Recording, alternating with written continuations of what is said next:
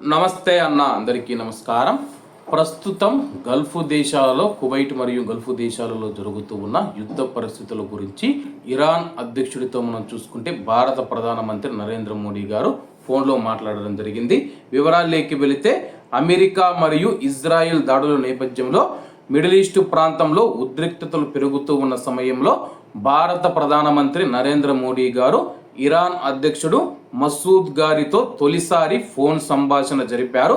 ఈ సంభాషణలో ప్రాంతంలోని తీవ్రమైన పరిస్థితి పైన ఇద్దరు నేతలు నిన్న గురువారం చర్చించారు. ప్రధాని మోదీ గారు ఈ విషయాన్ని సోషల్ మీడియా వేదిక ద్వారా వెల్లడించారు. ప్రాంతంలో పెరుగుతూ ఉన్న ఉద్రిక్తతలపైన తనకు తీవ్ర ఆందోళన ఉందని, ముఖ్యంగా సాధారణ ప్రజల ప్రాణ నష్టం మరియు పౌర మౌలిక సదుపాయాలకు జరిగిన నష్టం గురించి విచారం వ్యక్తం చేసినట్లు ఆయన తెలిపారు. ప్రాంతంలోని ఉద్రిక్తతలు పెరగడం, పౌరుల ప్రాణ నష్టం మరియు మౌలిక సదుపాయాలకు జరిగిన నష్టం పైన తీవ్ర ఆందోళన వ్యక్తం చేసినట్లు నరేంద్ర మోడీ గారు తెలియజేశారు.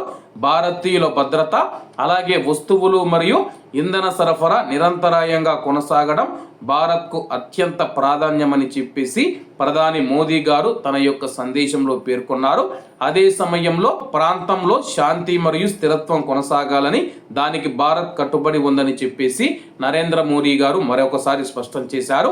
సమస్యల పరిష్కారానికి సంభాషణ మరియు దౌత్యపరమైన మార్గాలే ఉత్తమమని చెప్పి ఆయన పేర్కొన్నారు. మిడిల్ ఈస్ట్ ప్రాంతంలో జరుగుతూ ఉన్న పరిణామాల నేపథ్యంలో భారత్ తన యొక్క పౌరుల భద్రతకు అత్యంత ప్రాధాన్యం తీసుకుంటున్నట్లు నరేంద్ర మోడీ గారు స్పష్టం చేశారు. భారతదేశం యొక్క ప్రజల యొక్క భద్రత తమకు ప్రాధాన్యమని చెప్పేసి, అలాగే నిరంతరాయంగా ఇంధన సరఫరా జరగాలని చెప్పేసి భారత ప్రధానమంత్రి నరేంద్ర మోడీ గారు ఇరాన్ అధ్యక్షుడితో అయితే మాట్లాడడం జరిగింది. దీనికి ఇరాన్ అధ్యక్షుడు కూడా సానుకూలంగా స్పందించారు. కాబట్టి అందరూ బాగుండాలి, అందులో మనం ఉండాలి. అందరికీ నమస్తే అన్న, జై హింద్.